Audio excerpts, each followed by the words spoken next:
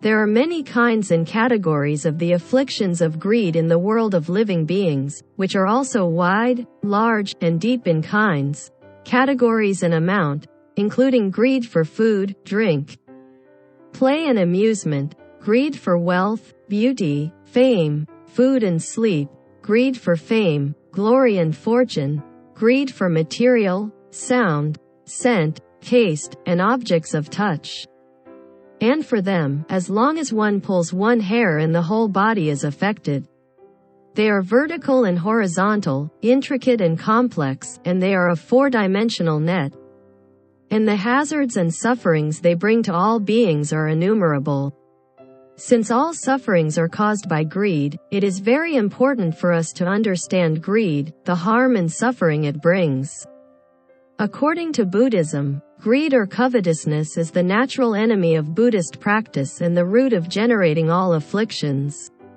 Therefore, greed or covetousness is listed as one of the fundamental afflictions, and together with hatred and ignorance, it is regarded as one of the three poisons harmful to the practice of sentient beings. In the 16th volume of the Theory on All Giving, it is said, the evil desire for other possessions is called greed. Popularly, greed is the desire for fame, profit, possessions, and all desirable things in the outside world, and even the desire to pursue and possess the body of all living beings, which consists of the 5 aggregates of skandhas, without ceasing. Boredom and satisfaction. We have understood what greed is, so what effects, hazards and sufferings can greed bring to sentient beings? Firstly, covetousness or greed leads to the 8 sufferings. All beings are greedy no matter what they crave for food, drink, or anything because they feel good about that. Once they are greedy, the followings are a series of combinations arranged and build up at the same time. If they just appreciate and don't covet, those permutations and combinations behind it don't exist. Once they have greed, instantly while they are greedy, all the sufferings are arranged and waiting for you to suffer. The easiest thing to feel is the suffering of not being able to get what one seeks, the sufferings of parting from loved ones. For example, what would you feel if your favorite food, which you wanted to eat now, turned out to be taken by another person who is eating it? The suffering of not being able to get what you seek. If it was your favorite and someone took it from you and you didn't eat it, how would you feel? My beloved thing is eaten by someone else, so I suffer from parting from loved ones. And I suffer from encountering those they detest. When someone else eats my favorite food, I have a strong reaction and tossing of the material, feeling, thinking, action, and consciousness, which is the suffering of being intense in the 5 skandhas. Therefore, in the praise of the Buddha's conduct, it is said that greed makes people inferior. Because greed naturally produces the 8 sufferings followingly, so that they are reduced from a pattern of noble and happiness to a lowly pattern of the 8 sufferings. Secondly, greed causes other afflictions. A closer look will reveal that all the creations of sentient beings are for greed, so the sea of suffering is boundless. What sentient beings, from beginninglessness to this life, are triggered from ignorance, deviant views and being upside down are all greed, always greed. If they are not greedy, then they'll be angry. This is a very serious fundamental problem. Indeed, everything they do is for greed. His arrogance is also for greed for his own face and dignity. His suspicion is also for greed. Because he is not greedy, he is suspicious. His envy is also for greed.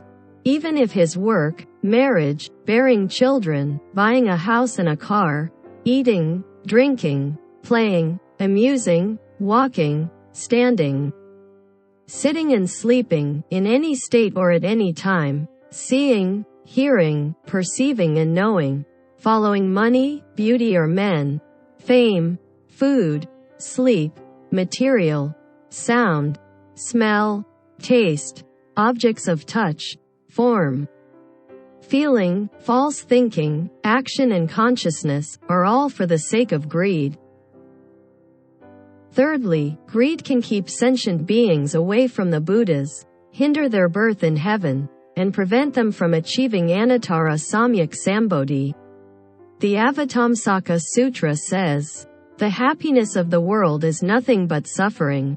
It is the realm of demons, the greed of fools, the scorn of Buddhas. The sufferings and disasters arises from it. If you are immersed in and hold on to the 5 desires, you will be far away from all the Buddhas and are obstructed to be born in the heaven, let alone attaining Anuttara Samyak Sambodhi." Fourthly, greed can bring the suffering of cutting off one's tongue. The Sutra on the 42 chapters preached by the Buddha says, "People do not give up wealth and sex. Like a knife blade with honey, it is not enough for a meal. If a child licks it, he will suffer from cutting off his tongue." It is also said here that people who are greedy for money and sex will eventually suffer from the pain of cutting off their tongues. Greedy desire is like the sweetness on the blade of a knife. As soon as one licks it, the pain of cutting one's tongue will follow. Fifthly, greed makes sentient beings always do not get what they want. When people are greedy, because what they focus on is greed, they often say and do things that are contrary to their wishes and desires.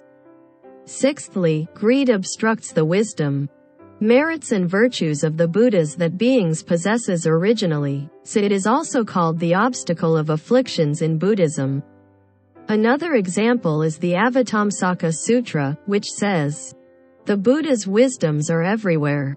What is the reason? There is no sentient being who does not possess the wisdom of the Tathagatas, but they do not attain it due to false thinking, perversions and attachments. If one is free from the false thinking, all wisdom, natural wisdom and unhindered wisdom will be realized.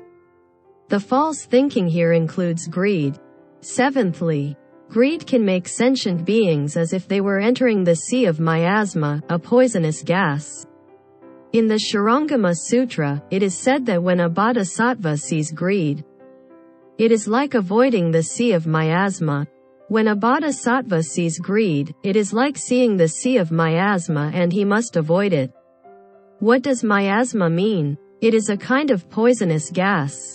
People will have different perceptions of different miasmas and poisonous gas, and once they are poisoned, they do not want to come out of it alive.